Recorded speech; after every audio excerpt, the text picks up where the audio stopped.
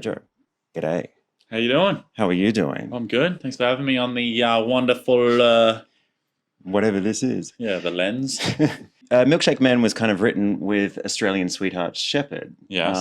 It must have been quite the experience being in the room for that. I always reference it out of like my whole 11 or 12 years of making music.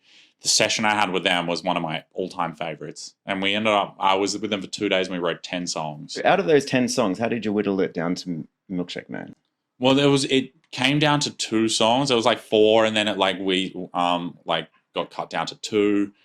And then actually out of the 2, there was another one that was actually called Yum Yum, and that's where we got the chorus of the Sweet Sweet Yum Yum. That's where we got the bridge for it from. Sweet, sweet. I think perhaps there should have been an espresso macchiato kind of flavor in there as well, but I mean, you wouldn't have known at that point, right? Yeah, well, I mean, then there's a whole separate song on that one. Shout out Tommy Cash. It rips that song too. I love that song. What other songs do you love this year? Well, my favorite is Zoe Me's Voyage. So I love like ballads, the more ballad songs. I love Lucio Corsi songs. I think it's so romantic and beautiful. Your song, Mrs. Hollywood, Milkshake Man's a bit of a change from that. Yeah. Is that reflective of the direction you want to take your music in from here on in?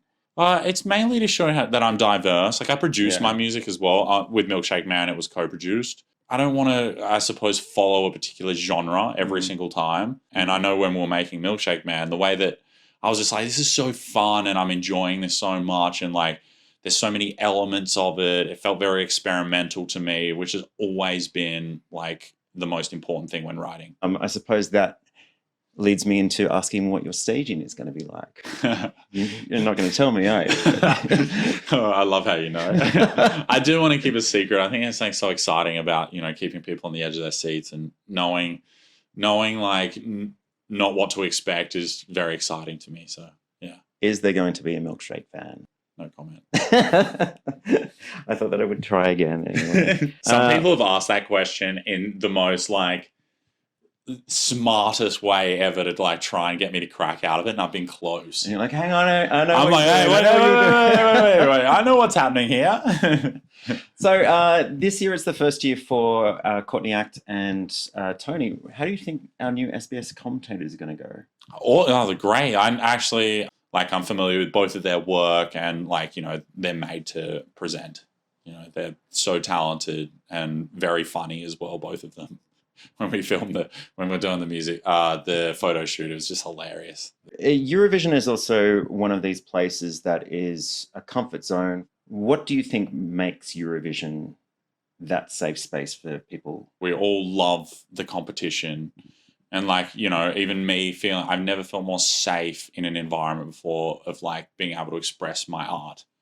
And I think, that has been the case since day one. And I mean, it was the reason why Eurovision was started, to create unity in Europe after World War II. When something like that happens, it's like everything is so accepting and everything's about love, and that's all that matters. And so when did Eurovision first come across your radar? I mean, the way I grew up, though, we weren't surrounded by technology really at all, but I do remember watching a VHS tape of Waterloo by ABBA when I was about 4 years old, and that was when I was first introduced to it. And when YouTube came a thing and the accessibility of internet, that's when I started to really dive into it a lot more. Right. So after you've performed Milkshake Man 100 times, because that is the nature of the beast here. Yes. What sort of life do you see it having after that? I feel like Milkshake Man is a great asset to my show, because even before it was always about everyone having fun. And then obviously I have my ballads too, which are very important to me. Even though the song is about a very personal thing to me as well. It actually has a very deep meaning, but it's the production of it, the way that it makes you want to dance, the messages I've had about it and how it makes people feel is exactly what I wanted from the song. What is happening next for you post Eurovision? Yeah, so we're going on tour around Australia in August, and then we just got confirmed on a European tour as well, I think in 10 countries, which is really exciting. And then obviously working on a bunch of new music and finishing the album as well, which was supposed to be released around this time. But obviously during the competition, it's, that's the main focus right now. How do you keep big and strong during the run of it?